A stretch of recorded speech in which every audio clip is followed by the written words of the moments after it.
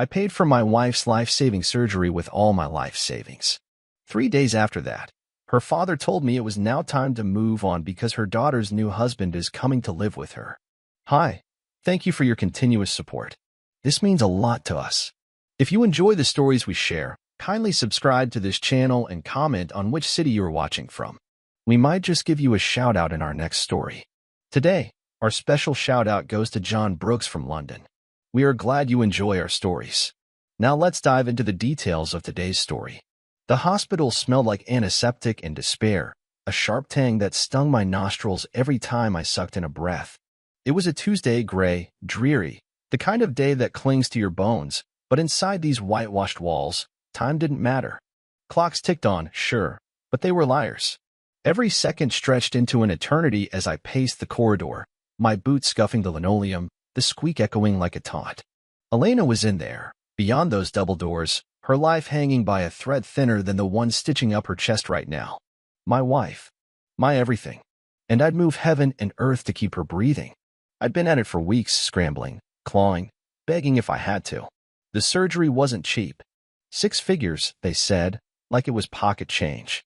6 figures to cut her open, fix what was broken, and sew her back up. My construction business, modest as it was, couldn't cough up that kind of cash overnight.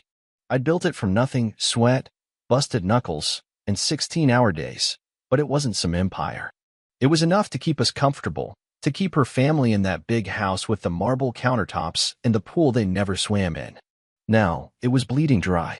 I liquidated everything I could. The savings account gone. The emergency fund I'd stashed for a rainy day wiped out.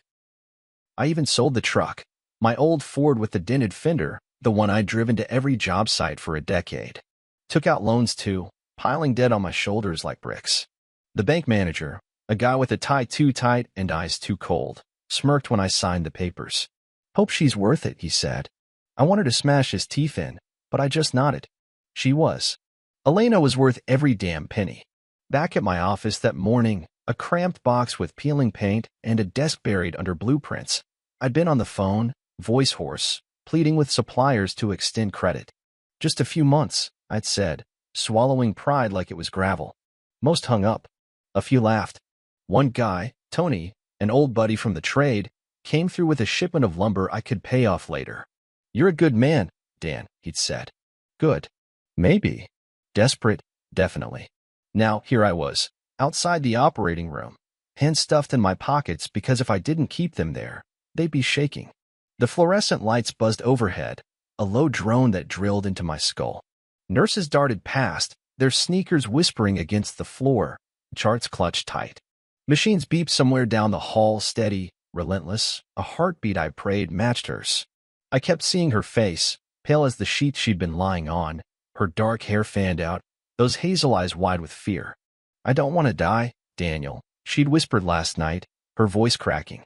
I'd held her hand, cold, fragile, and promised her she wouldn't. I'd make sure of it. Her family was there too, lurking like vultures. Victor, her father, stood by the vending machine, arms crossed, his tailored jacket stretched over his barrel chest. He didn't pace, didn't fidget, just watched me with those hard, gray eyes, like I was some hired hand laid on a job. He'd always had that look, ever since I married Elena 8 years ago. Like I wasn't enough for his princess, even though I'd been the one keeping their lights on, their fridge stocked, their cable running. The house they lived in, 5 bedrooms, a chandelier in the foyer, was mine. Title in my name. A wedding gift, I'd called it, back when I thought family meant something. Now it was their castle, and I was the fool paying the taxes. Elena's mother, Carla, hovered near Victor, wringing her hands, her diamond earrings glinting under the lights. She'd muttered something about praying, but I didn't buy it. The only thing she worshipped was the credit card I'd given her for emergencies like spa days and new handbags. And then there was Nico, Elena's kid brother, slouched in a chair, scrolling his phone. 22 and useless, living off my dime while he figured things out. None of them had offered a cent for this surgery. Not a damn word about chipping in. Just demands. Make it happen, Daniel, Victor had barked yesterday. She's your wife. Yeah, she was. And I did. Hours crawled by. I lost count of the coffee cups I downed, bitter, scalding, leaving stains on my shirt when my hands shook too hard to aim right. The waiting room TV droned some talk show, but I couldn't hear it over the roar in my head. What if they messed up? What if the money wasn't enough? What if? I stopped myself, clenching my jaw until it ached. That was a luxury I couldn't afford. Then the doors swung open, and the surgeon stepped out, mask dangling around his neck. Dr. Patel, they called him, a wiry guy with steady hands and a voice like steel. "She's stable," he said, and the air rushed out of me like I'd been punched. "Surgery went well.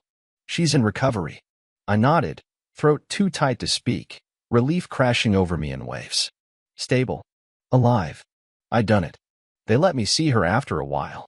The recovery room was dim, machines humming softly, a curtain half drawn around her bed. She looked small under the blanket, tubes snaking from her arms, her chest rising and falling slow, but there. I sank into the chair beside her, my legs giving out. Her eyes were closed, lashes dark against her skin, and I reached for her hand, careful not to jostle the four. Cold, still, but alive.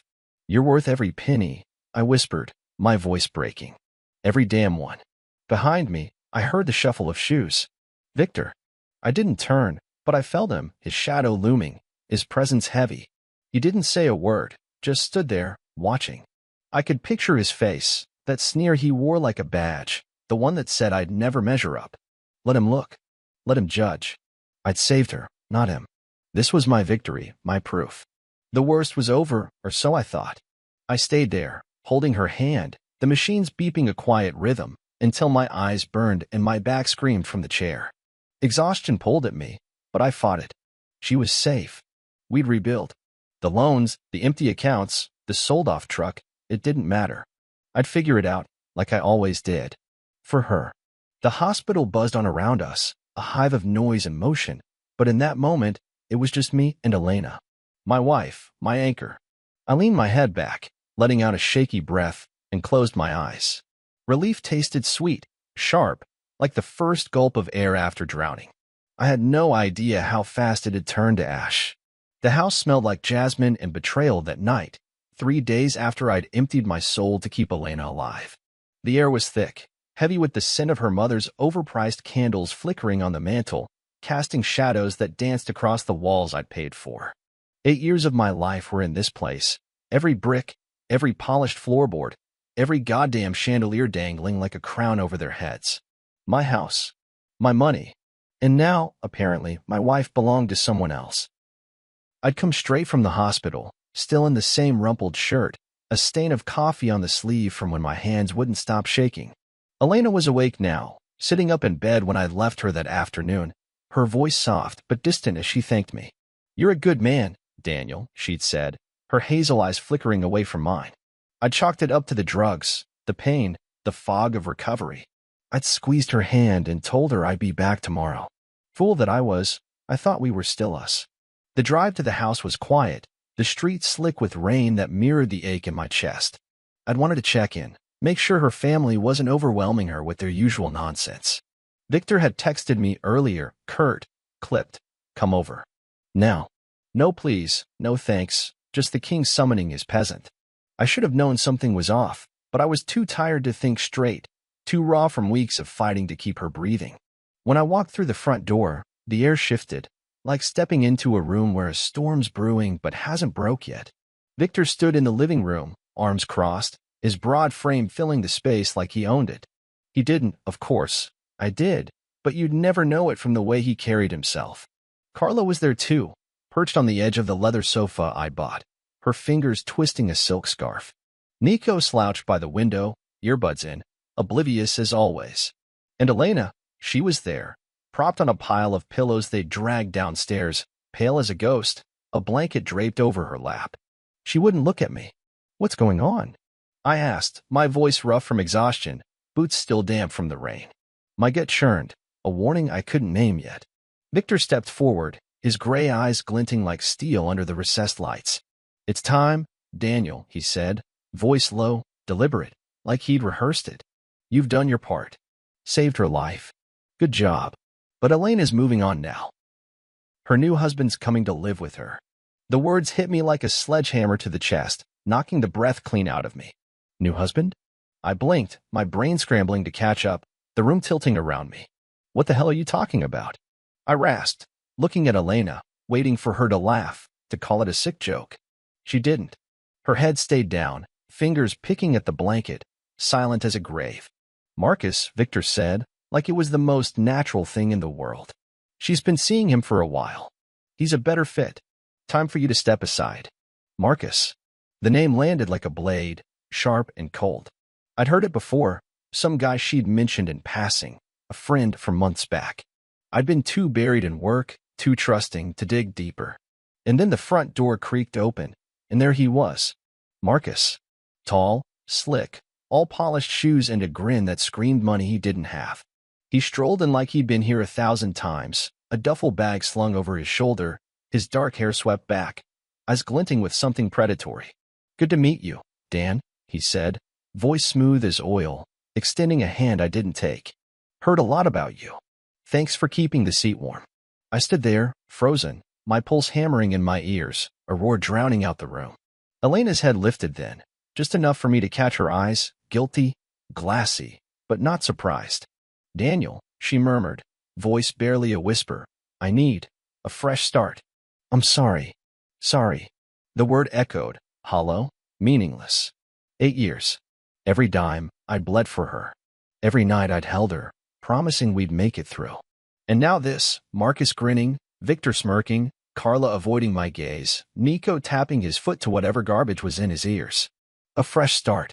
With some stranger stepping into my life like I was yesterday's trash. I could have roared. Could have smashed the coffee table, flipped the sofa, lunged at Marcus and wiped that smirk off his face. My fists clenched, nails biting into my palms, blood hot and wild in my veins. But I didn't. Something in me snapped, quiet, cold, like a wire pulled too tight. I looked at Elena one last time, searching for the woman I'd loved, the one I'd nearly killed myself to save. She was gone. Maybe she'd never been there. Without a word, I turned and walked out. The rain hit my face as I crossed the lawn, their laughter, Victor's, Marcus's, chasing me into the night. I climbed into my rental car. The truck was long gone, sold for her, and gripped the wheel, hands trembling so hard I could barely turn the key. The engine growled to life, and I drove, headlights cutting through the dark, the house shrinking in the rear view until it was nothing but a blur. I didn't go home. Couldn't face the empty apartment, the ghosts of us still lingering in the walls. I found a motel off the highway, a flickering neon sign buzzing vacancy, like a bad omen. The room was cheap, stale smoke, stained carpet, a bed that sagged under me as I dropped onto it. I sat there, staring at the peeling wallpaper, replaying it all. Victor's sneer, Marcus's swagger, Elena's silence. Sorry, a fresh start. My phone buzzed, Victor, probably, or Carla with some half-baked excuse. I shut it off, tossed it on the nightstand, and let the dark close in. Grief clawed at me, sharp and jagged, but beneath it, something else was waking up, something hard, something furious. They thought I was done, disposable, a tool they'd used up and tossed aside. They didn't know me at all. I lay back, the springs creaking under my weight, and stared at the ceiling, cracks spiderwebbing across it like the fractures in my life. The house was mine. The accounts were mine. Everything they had, every luxury, every breath of their smug little world, was mine to take back. And I would. They'd regret this. All of them. Sleep didn't come that night. Just the slow burn of rage, building like a fire I couldn't put out. The motel room was a tomb. Dank, dim, the kind of place where dreams go to rot.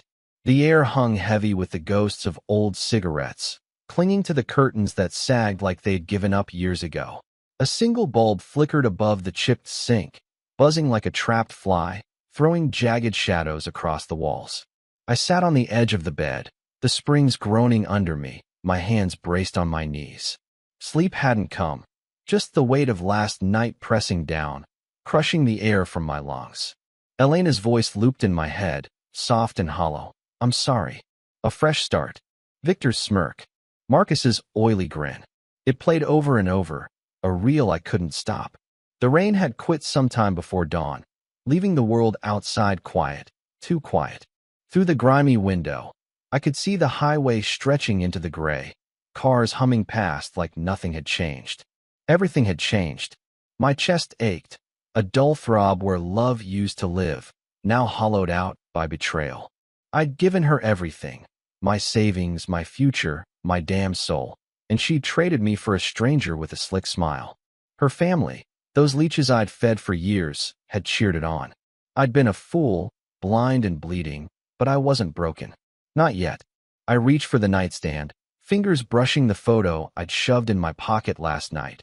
A snapshot of me and Elena from 3 summers back.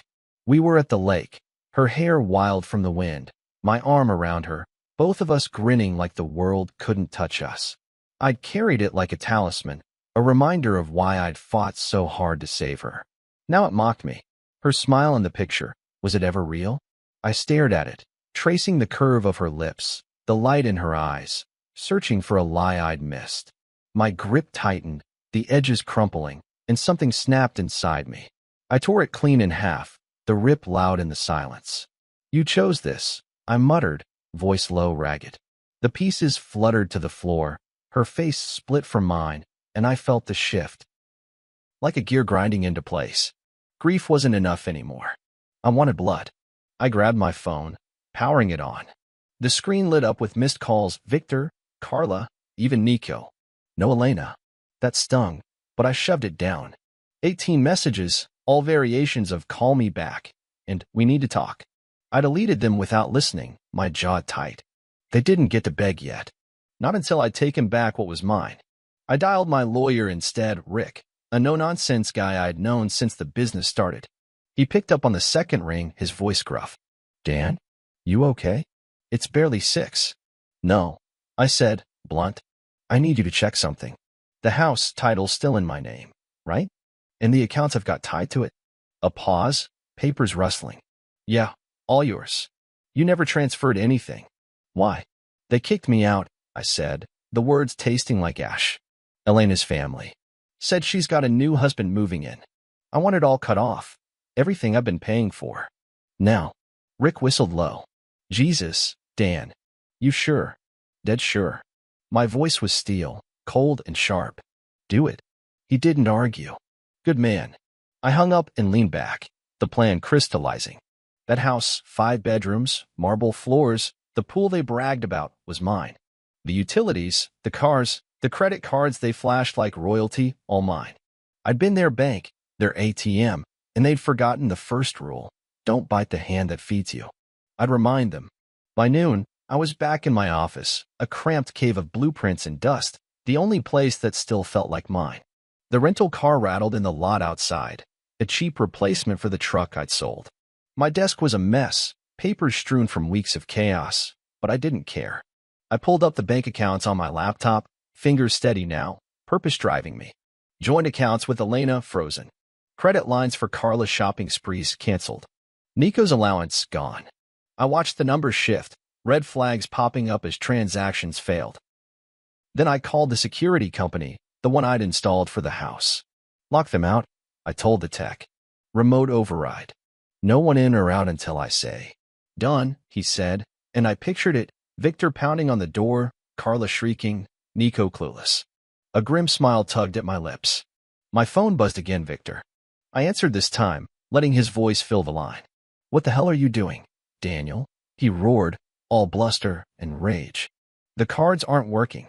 The power's out. You can't. I can. I cut in, voice flat. It's my house. My money. You're done. I hung up before he could spit another word, the silence afterward sweet as revenge. I leaned back, watching the chaos unfold through text. Rick forwarded screenshots from the family's group chat, frantic and furious. He's lost it, Carla typed. Fix this, Victor. Nico, my car's gone. What the fuck? No Elena still. Then a new tidbit from Rick. Heard from a contact, Marcus bailed. Packed up last night when he saw the accounts dry. Left her high and dry. Marcus. The scammer. I'd suspected it, his polish too perfect, his charm too rehearsed, but hearing it lit a fire under me. I called a PI I'd used once for a shady supplier, a guy named Vince with a knack for digging dirt. Find me everything on Marcus Reed, I said. Fast. On it, Vince growled, and I knew he'd deliver. The day stretched on, sunlight slanting through the blinds, dust motes swirling like my thoughts. I kept tabs remotely, bank alerts pinging as their world crumbled. A repo guy texted me a photo. Nico's BMW towed away, him flipping off the truck. Carla's boutique called about a declined purchase, some $800 dress. Victor tried the house alarm, but it wouldn't budge. Panic was setting in, and I savored it, each ping a jab to their ribs. By nightfall, Vince called back. Marcus Reed, real name's Michael Rourke. Con man, 3 states, 5 aliases. Targets rich women, bleeds him dry. Slipped town this morning. Cops know him, but he's a ghost. Tip him anyway, I said. Let him run. He's not my problem anymore. I hung up, staring out the window at the darkening sky. Elena's family thought they'd played me, used me up and spat me out. Marcus thought he'd won, but I held the strings, and I was just starting to pull. The house was next. Sell it. Burn it. I didn't care, as long as they were out. They'd feel this, every cut, every loss, until they choked on it.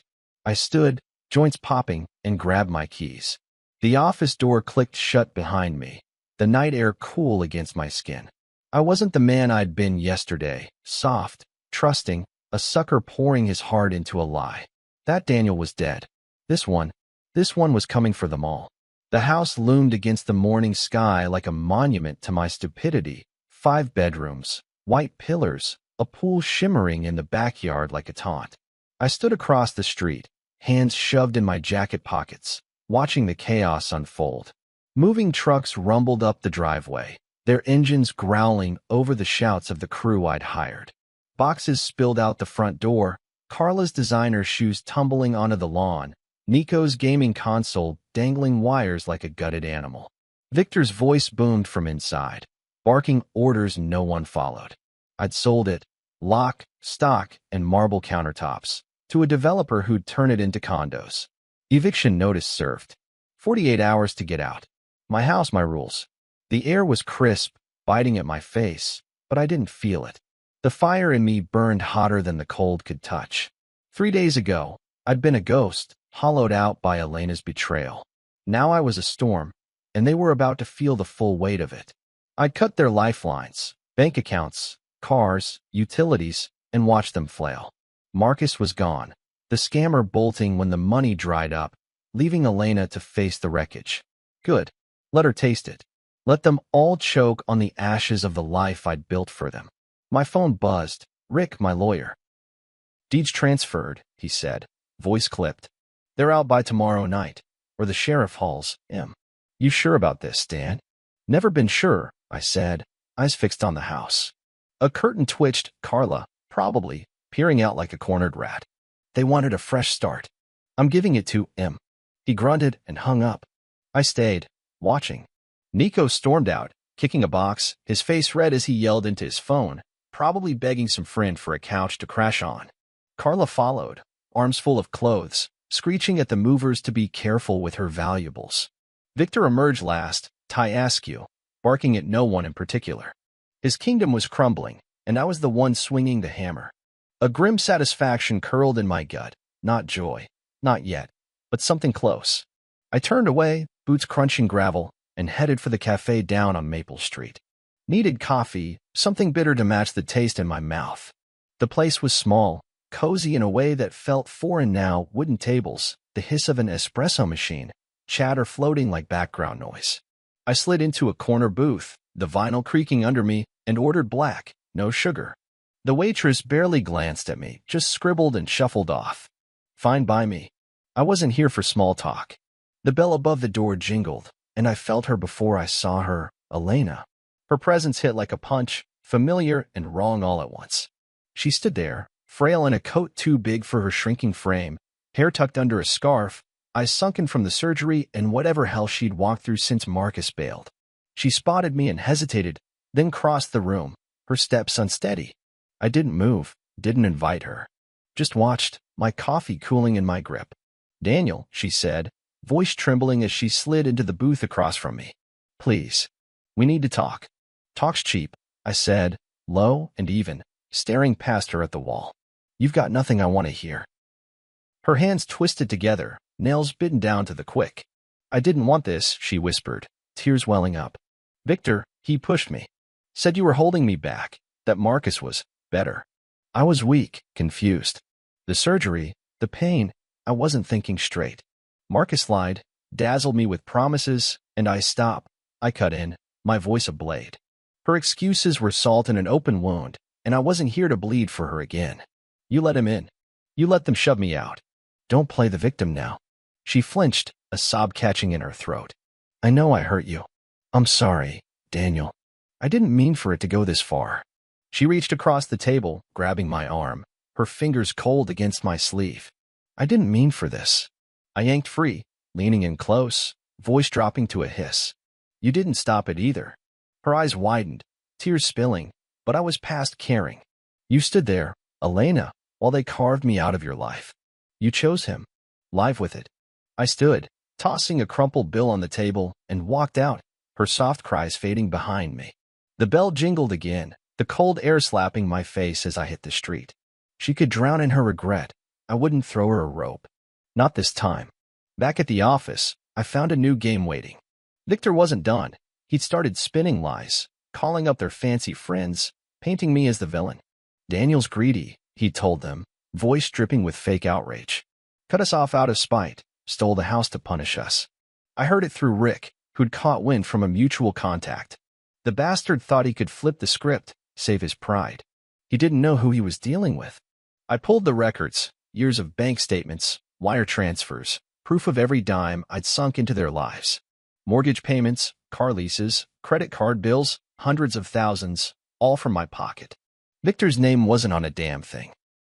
I scanned it all, bundled it into a tidy PDF, and sent it to a guy I knew at the local paper. CCNG, half their social circle, country club types, church ladies, the whole gossipy lot. Thought you should know the truth, I wrote. No frills, no pleas. Just facts. By evening, the fallout hit. Rick texted. Phones are blowing up. Victor's a pariah, people saying he's a leech. Carla's canceled from her book club. Nico's getting laughed at online. I leaned back in my chair, the creak loud in the quiet, and let it sink in. Their reputation polished, precious, was dust. Victor's bluster couldn't save him now. Elena's name was mud too, whispered as the wife who'd traded a hero for a fraud. I didn't feel triumph, not really, just a cold, steady hum of control. I drove back to the house one last time, dusk settling over the street. The movers were gone, the place half empty, windows dark. A sold sign stabbed the lawn, my final mark. Victor's car was still there, parked crooked, but no lights, no sound. They were scrambling, broken, and I'd made it happen. The wind picked up, rustling the trees, and I stood there, hands in my pockets, watching the life I'd built for them die. This wasn't the end, not yet. They'd feel every inch of this fall, every scrape as they hit bottom. I turned away, the gravel crunching under my boots, and headed into the night. The reckoning wasn't over. I'd just begun to pull the strings. The apartment was a shell, bare walls, a thrift store couch, a mattress on the floor that creaked every time I rolled over. No pictures, no clutter, just the hum of a cheap fridge and the faint drip of a faucet I hadn't bothered to fix. It was mine, though, rendered with cash from the business, no strings, no ghosts. Outside, the city buzzed on, headlights streaking through the blinds, casting slivers of light across the hardwood. I sat on that couch, a beer sweating in my hand, staring at nothing. The silence was loud, louder than the chaos I'd left behind, and it pressed against my skull like a vice. They were gone, Victor, Carla, Nico, Elena, scattered like leaves after a storm. I'd torn their world down, brick by gilded brick, and watched it crumble. The house was sold, the accounts drained, their precious reputation shredded by those leaked records. Victor's bluster had fizzled into whispers of disgrace. Carla's socialite friends had ghosted her. Nico was couch surfing somewhere, probably whining online. And Elena, alone now, Marcus long gone, was a shadow of the woman I'd once loved. I'd done it. Ruined them. So why did victory taste like rust in my mouth? The business was picking up, slowly, steadily. Construction jobs trickling in, enough to pay off the loans I'd taken for her surgery, enough to keep the lights on here. I'd clawed my way back from the edge, knuckles bloody from the fight, but it didn't fill the hole. I'd traded everything for her savings, truck, peace, and got a knife in the back. Now I had nothing but this empty room and a fire that wouldn't die, smoldering in my chest, eating at me even now. I set the beer down, the clink sharp against the quiet, and my eyes drifted to the stack of mail on the counter, bills, junk, and a single envelope, handwriting shaky but unmistakable. Elena's. It had come that morning, slipped under the door like a plea I hadn't asked for. I'd stared at it for an hour before picking it up, the paper trembling in my grip. No return address, just my name scrawled in black ink. I didn't open it. Didn't need to. I knew what it'd say: sorry, regret, some sob story about Victor's pressure and Marcus's lies. The same crap she'd fed me at the cafe, tears and all. I'd heard enough. I grabbed a lighter from the drawer, the metal cool against my palm, and flicked it alive. The flame danced, hungry, and I held the letter over it, watching the edges curl, blacken, catch. The ink melted into ash, her words burning away unread, and I dropped it into the sink. Smoke spiraled up, acrid and thick, stinging my eyes as the last of it crumbled. Forgiveness? She didn't deserve it. Not after she'd stood there, silent, while they carved me out of her life. The sink hissed as I turned on the tap, washing the ashes down the drain. Gone. Like her. Memories clawed at me, unbidden, sharp as broken glass. Elena in that hospital bed, tubes snaking from her arms, her voice a whisper, "I don't want to die, Daniel." Me promising her she wouldn't, pouring every dime, every ounce of myself into keeping her alive. Happier days too, her laughing by the lake, sunlight in her hair, my arm around her like we'd last forever. Lies, all of it. Or maybe not. Maybe it had been real once, before Victor's poison and Marcus's charm turned her into someone I didn't know. I squeezed my eyes shut, but the images stayed, taunting me. What had I lost? Money? Sure. But trust, love, that was the real cost, and it left me hollow. The phone buzzed on the counter, snapping me out of it. Victor. I let it ring, watching the screen light up, his name glaring like a curse. Voicemail clicked on, and I played it, his voice crackling through the speaker, defeated, raspy, a shadow of the man who'd smirked at me that night. Daniel, it's me. Look, we messed up. Bad. I'm sorry, okay? We're falling apart here. Elena's a wreck, Carla's leaving me, Nico's gone. Just call me back. Please. A pause, then a shaky breath. We need you. I deleted it, my thumb steady, no hesitation. Need me? They'd needed me for years, my wallet, my work, my spine to prop up their lazy lives. Now they needed mercy, and I was fresh out. The phone went dark, and I stood, joints popping, restless. I needed air, needed to see the end of it with my own eyes. The drive to the house site was quiet, the city fading into suburbs, then into the husk of what used to be. The developer had moved fast, bulldozers had flattened it days ago, leaving a dirt scar where the mansion once stood. I parked the rental car on the shoulder, the engine ticking as it cooled, and stepped out. The wind whipped through, carrying dust and the faint smell of diesel, tugging at my jacket as I walked to the edge of the lot. Piles of rubble glinted under the moon, shards of marble, twisted rebar, a chunk of that damn chandelier. My house. Their castle. Now nothing. I stood there, boots sinking into the loose earth, the wind howling around me like a chorus of ghosts. It's done, I whispered, the words snatched away by the gusts. Done. Victor's pride, Carla's greed, Nico's entitlement, Elena's betrayal, all buried here, under the weight of what I'd taken back. I'd won, hadn't I? So why did my chest still ache? Why did the quiet feel so heavy? Back at the apartment, I sat at the kitchen table, a wobbly thing I'd found curbside, and pulled out my laptop. The business account glowed on the screen, a modest surplus from the latest job. I stared at it, then opened a new tab, searching hospital charity. Found one, local, helping folks who couldn't pay for surgeries like hers. I typed in a number, $5,000, a chunk of what I'd clawed back, and hit send. A confirmation pinged, and I leaned back, exhaling slow. Not for her. For me. For the man I'd been before this mess, the one who'd believed in saving people. Closure, maybe, or just a way to sleep without dreaming of her face. The night stretched on, the city humming beyond the walls. I finished the beer, the bottle clinking into the trash, and lay on the mattress, staring at the ceiling. Cracks spiderwebbed across it, like the ones in me, deep, jagged, but holding. They'd lost everything. I'd lost plenty too, More than money, more than a house. But I was still here, still standing, and they weren't. That had to be enough. Sleep crept in, slow and reluctant, the wind outside fading to a murmur. The fire in me dulled, not gone, just banked, for now. Tomorrow, I'd build again. Not for them. For me. The office smelled like sawdust and coffee. A sharp, grounding mix that clung to the air as I leaned over my desk, blueprints spread out like a map to something new. Sunlight streamed through the window, dust motes swirling in the beams, catching on the edges of my pencil as I scratched notes.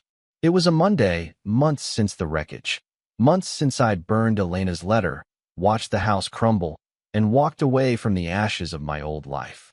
The world had kept turning, and I'd kept building. Not for them anymore. For me. The business hummed now, steadier than it had been in years. Jobs rolled in, small at first, renovations and decks, then bigger contracts, warehouses and storefronts. The loans were paid off, the rental car swapped for a beat-up pickup I'd bought cash. No chrome, no flash, just reliable, like I needed it to be. The apartment was still sparse, but it had a table now, a real bed, a radio that crackled with old rock tunes when I couldn't stand the quiet. Solitary, sure, but stable. I'd carved out a corner of the world that didn't bleed me dry, and that was enough. Most days, it was enough. I leaned back, the chair creaking under me, and rubbed my eyes. The clock ticked past noon, the street outside buzzing with traffic, a pulse I'd learned to tune out. My phone sat silent. No more calls from Victor, no pleas from Carla, no texts from Nico whining about his latest mess. Elena hadn't reached out since that burned letter, and I hadn't looked for her. They were gone, scattered to the wind, their shadows fading from my life like smoke. I didn't check their socials, didn't ask around. Didn't need to. I'd torn them down, and they'd stayed down. A knock rattled the door. Jimmy, my foreman, poking his head in. "Mail's here," he said, tossing a stack onto the desk. "And that truss order's confirmed for Friday." He was a wiry guy, all sinew and sunburn, loyal in a way I'd stopped expecting from people. I nodded, and he ducked out, leaving me with the pile. Bills, invoices, a flyer for some hardware sale. Then a news clipping, folded neat, no note. I unfolded it, the paper crisp under my fingers, and there he was, Marcus. Con artist nabbed in Vegas scam, the headline read. Michael Rourke, his real name, the one Vince had dug up, stared back in a grainy mugshot, eyes hollow, smirk gone. He'd targeted another family, some widow with a fat inheritance, spinning the same lies he'd fed Elena. Only this time, the cops caught him, traced him through tips, one of which I'd sent months back. Indirectly, I'd handed them the breadcrumb that snagged him. Justice, slow and sloppy, but justice all the same. I read it twice, the words sinking in, then set it down. No rush of triumph, no fist pump, just a quiet nod. He'd rot behind bars, and I'd had a hand in it. Good enough. I grabbed my jacket, the clipping tucked in my pocket, and locked up. Needed air, something beyond these walls. The park was a few blocks down, a quiet stretch of green, oaks arching over paths, a pond glinting in the late afternoon light. I'd started coming here lately, not sure why. Maybe the noise of kids laughing, dogs barking, reminded me the world wasn't all betrayal and dust. I walked the gravel trail, boots crunching, hands stuffed deep in my pockets, the clipping crinkling against my fingers. Families dotted the grass. Parents tossing frisbees, kids chasing each other, shrieks cutting through the breeze. A couple sat on a bench, old and gray, sharing a sandwich like they'd done it 1,000 times. I stopped by the pond, water rippling under a soft wind, ducks drifting lazy across the surface. Watched them, my breath steady, the ache in my chest duller now. Not gone, but manageable. I'd lost a lot. Love, trust, years I couldn't get back, but I'd survived it. More than survived. I'd built something new, something mine. The clipping felt heavy, a last tether to that mess. I pulled it out, unfolding it one more time. Marcus's face stared up, a ghost from a life I didn't live anymore. Elena flickered in my mind. Her laugh, her touch, the way she'd looked at me before it all went wrong. Then Victor's sneer, Carla's greed, Nico's laziness. They'd taken so much, but they couldn't take this, the man I was now, scarred but standing. I crumpled the paper, the edges biting my palm, and tossed it into the pond. It hit the water with a soft plop, ink bleeding as it sank, disappearing beneath the ripples. Let it go. Let them all go. A kid ran past, chasing a kite, his dad jogging behind, both laughing. I watched them, and a faint smile tugged at my lips, small, guarded, but real. First one in months, maybe. It felt strange, like stretching a muscle I'd forgotten I had. The wind picked up, rustling the leaves, carrying the sounds of life around me. Messy, loud, alive. I breathed it in, deep and slow, the tightness in my shoulders easing just a fraction. I turned from the pond, the gravel crunching again as I walked back up the path. The pickup waited by the curb, dented and dusty, a far cry from the truck I'd sold for her. Didn't matter. It got me where I needed to go. I climbed in, the engine rumbling to life, and glanced at the park one last time. Families fading into the dusk, the pond still and dark now. No looking back. Not anymore. The drive home was quiet, radio off, just the hum of tires on asphalt. The city glowed around me, lights flickering on, a pulse I was part of again, not tethered to anyone, not bleeding for anyone. The apartment waited, sparse but mine, and tomorrow the office with 2 blueprints, coffee, a new job to bid. Small steps, steady ones, carving a life from the rubble. I parked, the key jangling as I locked up, and climbed the stairs. The door clicked shut behind me, the fridge humming its familiar tune. I stood there, jacket still on, and let the silence settle, not heavy now, just there. A new dawn, maybe. Not bright, not easy, but mine. I'd lost plenty, and the scars would stay etched deep, a map of where I'd been. But I was here, still breathing, still fighting. And that was enough. I kicked off my boots, the thud soft against the hardwood, and dropped onto the couch. The radio flickered on, some old Springsteen song crackling through, Born to Run, maybe, or something close. I didn't change it. Just listened, the notes filling the room, and let my eyes close.